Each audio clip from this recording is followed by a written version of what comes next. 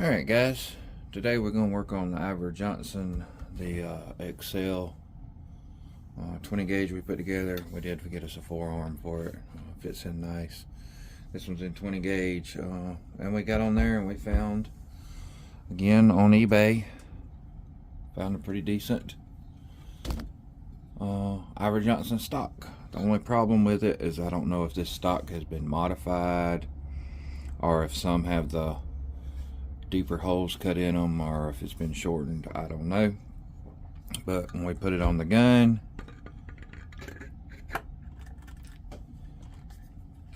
it fits up just nice. The problem is the screw that we have doesn't fit. The tang goes back up in here, so if you look, the stock bolt would have to be here, and it doesn't pull up into the meat of the wood where it will attach till it gets down to about right here. So we know that we have this screw or stock bolt, however you want to look at it, that fits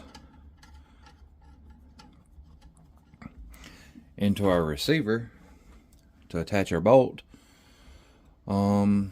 So basically what we would do, we got a couple of options of how we can fix this. We know we've got the right thread pitch, and I will tell you right offhand that a lot of these are oddball bolts and screws that go into these guns. You can't just go to your local hardware store or big box store and just buy these. You have to specially order them if you can find them, and no one has the proper ones in stock, the replacements. And if you do find them, they're, you know, $20-30 for one screw by the time you buy the bolt and have it shipped. So we basically, when we measured it, we're going to have to take off about 2 to 3 inches off this screw or bolt, stock bolt, to make this work. We have a couple of options. First is we could cut the head off this thing, take the portion that we need off of here, and then put the head back on and weld it. I don't have a welder, and I don't know how good that would be as far as strength wise, especially since this is going to be the bolt that's going to be keeping the stock on during all the recoil, and I don't want to trust a little small piece of weld holding that. So, you know, in a perfect world, we would just turn this in more, chop it off. But if you see, it's only threaded up to here.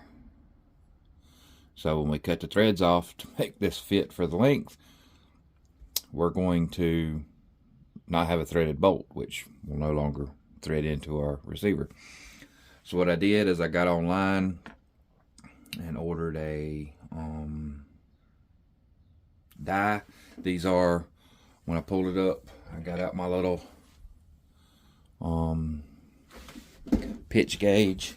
I don't know if I can zoom that in close enough to see, but this is a 24 pitch screw. So basically what it has is 24 threads per inch, and this is a 1/4 inch bolt. And if you look at most tap and die sets, most standards, even if you go to try and buy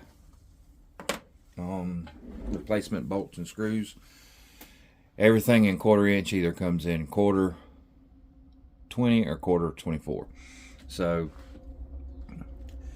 we're gonna have to cut this off and rethread it. So what my thought process is, and this is the first time I've ever done this, especially since I had to buy these dies, or this die. If you see, it's a 1/4 24, and it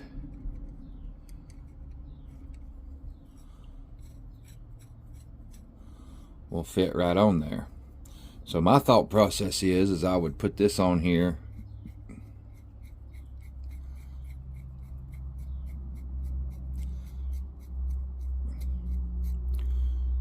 cut this screw off, and then take this and back it back out to clean the threads up, and then we'll go back at it and see how far we have to measure it off. And see, looks like when I measured it, I'm going to have to take off about that much. If we look at the tape measure,